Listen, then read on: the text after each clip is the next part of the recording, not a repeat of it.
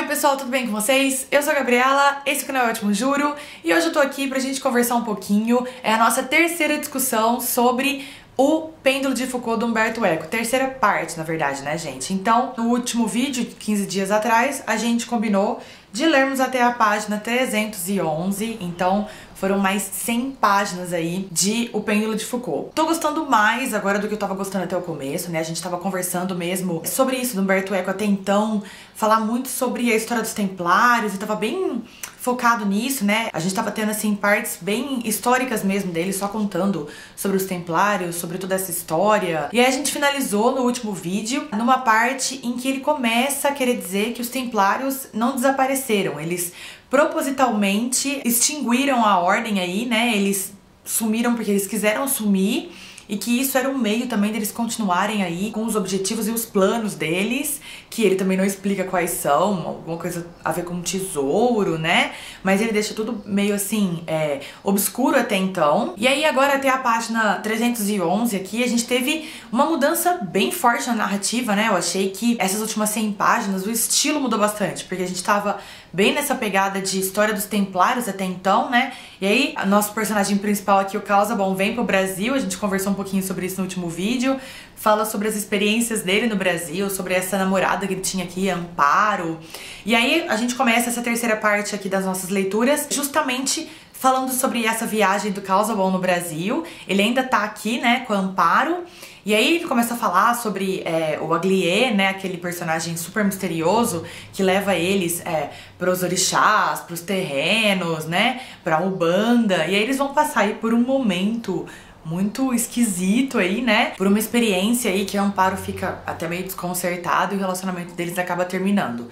E aí, por conta dessa experiência num terreiro, ele fica meio sem saber o que fazer, resolve voltar pra Itália. O Aglié já tinha voltado, Aglié, não sei como é que se pronuncia, né? Já tinha voltado pra Milão e ele, sem a namorada, sem a Amparo, resolve voltar também. Não sei muito bem, assim, por que ele colocou tudo isso da cultura brasileira e tudo isso, né? Principalmente do Nordeste, essa coisa forte da Umbanda, do Candomblé e de outras coisas aí. Não sei exatamente, assim, o que ele quis mostrar com isso, porque ele cita e aí ele começa a falar. Em meio disso, ele começa a falar sobre os Rosa Cruzes, né? É uma mistura bem bizarra do Humberto Eco.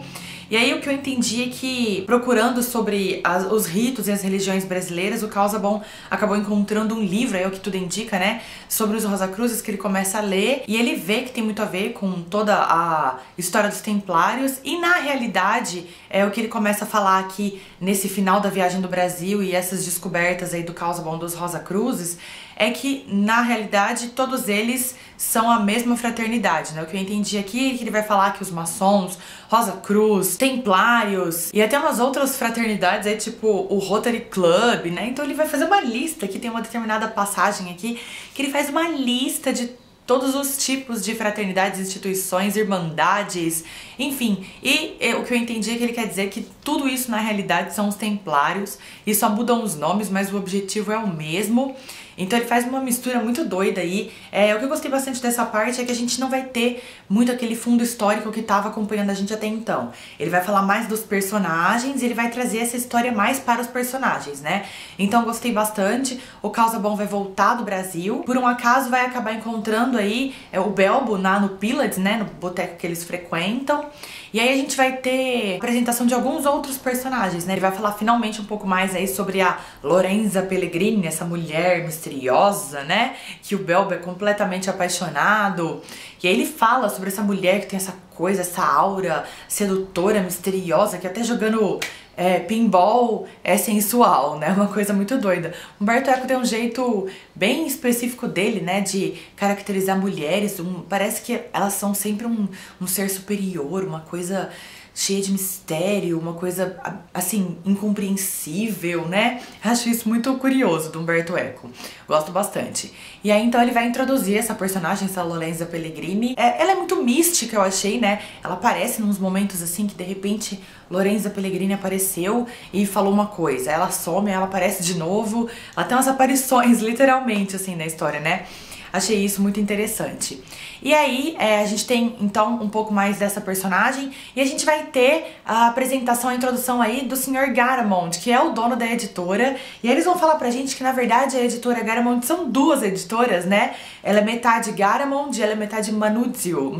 Acho que é assim que se é Manuzio, mas em italiano deve ser Manuzio, não sei, estou fazendo uma tentativa italiana aqui, gente. Mas então ele tem aí essas duas editoras, achei isso muito curioso. Gostei muito desses dois capítulos que ele explica como funcionam essas editoras, principalmente essa Manuzio aí, né, que na realidade dribla todo mundo, é meio corrupta. Achei muito engraçado esse esquema de funcionamento da editora e do Sr. Garamond. Então a gente vai ter nessas 100 páginas que a gente leu aí basicamente uma história de personagens e o desenrolar dessa editora que em determinado momento o Sr. Garamond percebe que é um meio de muito lucro ele falar sobre ocultismo, os mistérios, e aí ele resolve botar o ocultismo em absolutamente todas as publicações da Garamond e fala então pro Belbo, pro Calzabon e pro Diotalev procurarem tudo que eles conseguirem encontrar sobre todos os tipos de misticismo, esoterismo, ocultismo, ciências ocultas, magia negra. Ele fala, gente, vai lá, procura tudo e a gente vai lançar uma coleção, em parte científica, em parte de curiosidades. Então aí a gente tem essa busca dos três aí por tudo que fosse oculto, maravilhoso, bizarro, esquisito, pra então montar essa nova coleção aí da editora Garamond e da Manuzio. Achei interessante essa passagem que eles voltam até o Anglier pra conversar com ele, eles descobrem que ele é um conde, eles descobrem que realmente o cara é todo entendido do rolê todo disso, né? Começa a falar várias coisas, explica, nem lê o manuscrito que eles apresentam pra ele, já descreve tudo que tá escrito ali. Sensacional, né, gente? Então assim, eu acho que a partir de agora a gente vai ter um pouco mais desse negócio do plano aí que a gente tá vendo desde o começo do livro, né?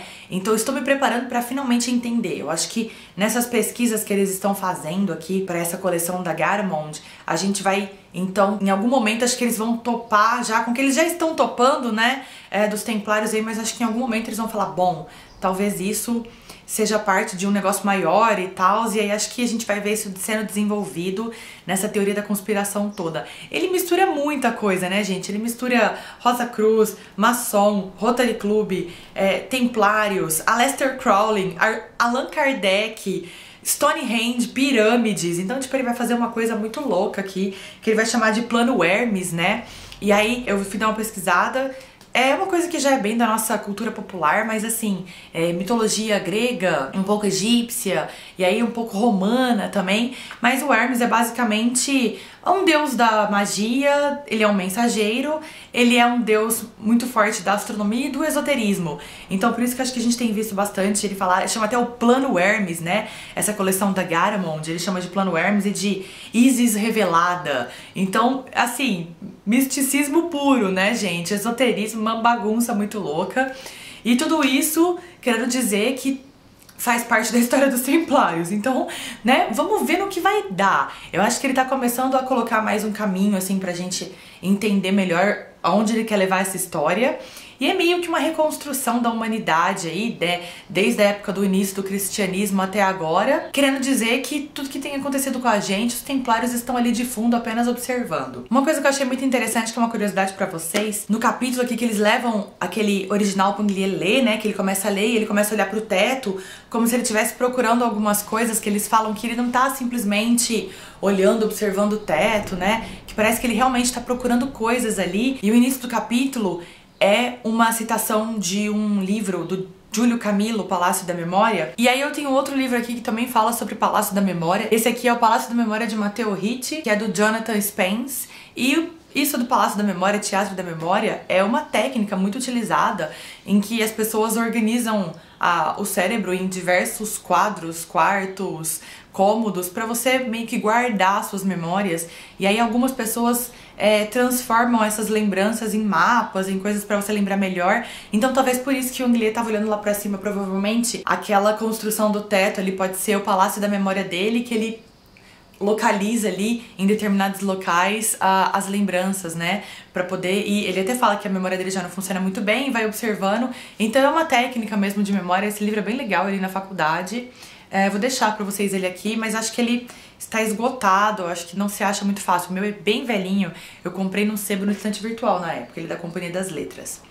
mas é muito interessante, era mais uma curiosidade mesmo. E aí, como eu tenho comentado com vocês, a gente acabou de começar a quinta parte, que é a Sefiró, chamada Geburah, e ela remete aí aos julgamentos, restrições, e dizem que ela era um instrumento supremo da criação. Faz muito sentido porque eles estão falando sobre a editora, aceitar originais, então tem muito a ver com julgamento, restrições de publicação.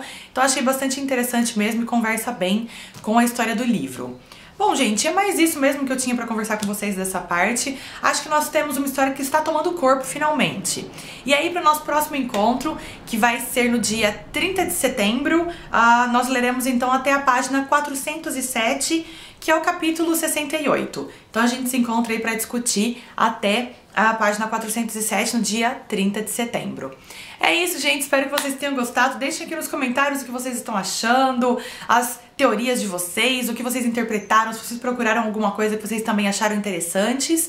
E aí a gente vai conversando e vai comentando. Se você ainda não é inscrito no canal, não deixe de se inscrever para não perder nenhum dos meus vídeos. Se você gostou desse vídeo, dá um curtir aqui embaixo, me ajuda muito na divulgação. E todas as minhas redes sociais estão na descrição do vídeo. Me sigam por lá também. Vejo vocês no dia 30. Muito obrigada. Tchau, tchau!